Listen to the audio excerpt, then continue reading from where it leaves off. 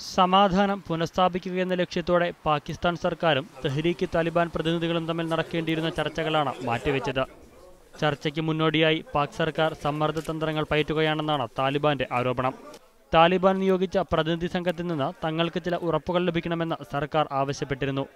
സമാധാന നീക്കങ്ങളെ സർക്കാർ ഗൗരവമായി കാണുന്നില്ലെന്നാണ് ഇതിലൂടെ വ്യക്തമാകുന്നതെന്ന് താലിബാൻ വൃത്തങ്ങൾ സൂചിപ്പിച്ചു. അതേസമയം മുൻ നിശ്ചയിച്ച ചർച്ചകൾ മാറ്റിവെക്കുന്നതായി താലിബാൻ വൃത്തങ്ങൾ തങ്ങളെ അറിയിക്കുകയായിരുന്നുവെന്ന് സർക്കാർ കേന്ദ്രങ്ങളും ചൂണ്ടിക്കാട്ടി. ചർച്ചകൾക്കുള്ള വാതിലുകൾ തങ്ങൾ തുറന്നിട്ടിരിക്കുകയാണെന്നും സർക്കാർ തയ്യാറാണെങ്കിൽ ചർച്ചകൾക്ക് തങ്ങളും ഒരുക്കമാണെന്നും താലിബാൻ അറിയിച്ചു. എന്നാൽ വ്യക്തമായ ധാരണയില്ലാതെ ചർച്ചയ്ക്കിരിക്കുന്നത് ഗുണകരമാകില്ലെന്ന നിലപാടിലാണ് സർക്കാർ. അതേസമയം അഫ്ഗാൻ പ്രസിഡന്റ് ഹാമിദ് കർസായി താലിബാനുമായി രഹസ്യ ചർച്ച തുടങ്ങിയതായും റിപ്പോർട്ടുകളുണ്ട്.